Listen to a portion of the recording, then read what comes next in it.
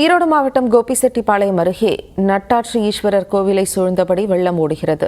அதனால் கோயிலுக்குள் செல்ல முடியாமல் கரையிலிருந்தே பக்தர்கள் தரிசித்து செல்கிறார்கள். கூடுதல் தகவல்களை நமது செய்தியாளர் பாபுவிடம் கேட்கலாம். பாபு, அங்கிருக்கக்கூடிய சூழல் குறித்த விவரங்கள். வணக்கம் ஜெனிஃபர். காவிரி ஆற்றோட நீர்பிடிப்பு பகுதிகளில் பெய்து வரும் கனமழையின் காரணமாக மேட்டூர் அணை தன்னுடைய முழு கொள்ளளவை எட்டியதே இருந்து அணைக்கு வரும் அனைத்து நீர்களும் உபரி நீராக காவிரி ஆற்றில் திறந்து வரப்படுகிறது. இந்த உபரி நீரால் பவானி பகுதியில் உள்ள மொத்தம் காவிரி 41 இடங்கள் நீரினால் பாதிக்கப்படும் என கண்டறிக்கப்பட்டு 200க்கும் மேற்பட்ட பொதுமக்களை அருகில் உள்ள முகாம்களில் தங்க வைக்கப்பட்டுள்ளனர்.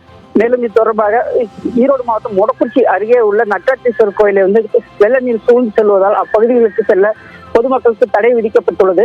ஏற்கனவே அரசின் சார்பில் ஆடி 18 மற்றும் அமாவாசை ஆகிய தினங்களில் மட்டுமே தடை விதிக்கப்பட்ட நிலையில் தற்போது நட்டாற்றீஸ்வரரை சூழ்ந்து வெள்ள நீர் செல்வதால் இன்று முதலே பக்தர்கள் செல்வதற்கு தடை விதிக்கப்பட்டுள்ளது. விரிவான தகவல்களை வழங்கியதற்கு நன்றி பாபு.